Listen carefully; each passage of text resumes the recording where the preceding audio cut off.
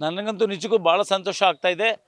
ನನಗೆ ಅಂತಲ್ಲ, ನಮ್ಮ ಕನ್ನಡ ಇಂಡಸ್ಟ್ರಿಗೇ ಭಾಳ ಸಂತೋಷ ಆಗುವಂಥ ಒಂದು ದಿವಸ ಇವತ್ತು. ಯಾಕೆ ಅಂತಂದರೆ ಅಲ್ಲಿ ನಿರ್ದೋಷಿ ಅನ್ನುವಂಥ ವಿಚಾರಗಳು ಕೂಡ ಅವರ ಪರ ವಾದ ಮಾಡ್ತಾ ಇರುವಂಥ ವಕೀಲರು ಹೇಳೋ ಪ್ರಕಾರ ದರ್ಶನ್ರವರು ನಿರ್ದೋಷಿ ಅನ್ನುವಂಥ ಅಂಶಗಳೇ ಹೆಚ್ಚಾಗಿ ಬೆಳಕು ಬರ್ತಾ ಇದೆ.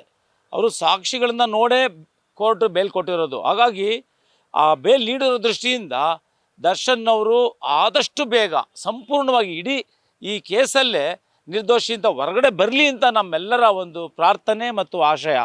ಅವರು ಇವತ್ತು ನಮ್ಮ ಈ ಒಂದು ಕೇಸಲ್ಲಿ ಸಿಗಾಕೊಂಡಿರೋದ್ರಿಂದ ನಮ್ಮ ಇಂಡಸ್ಟ್ರಿಗೆ ಭಾಳ ತೊಂದರೆ ಆಗ್ತಾಯಿದೆ. ಕನ್ನಡ ಫಿಲ್ಮ್ ಇಂಡಸ್ಟ್ರಿಗೆ ಎಲ್ರಿಗೂ ನೋವಾಗಿದೆ, ಎಲ್ಲರೂ ದುಃಖದಲ್ಲಿದ್ದೀವಿ ನಾವು.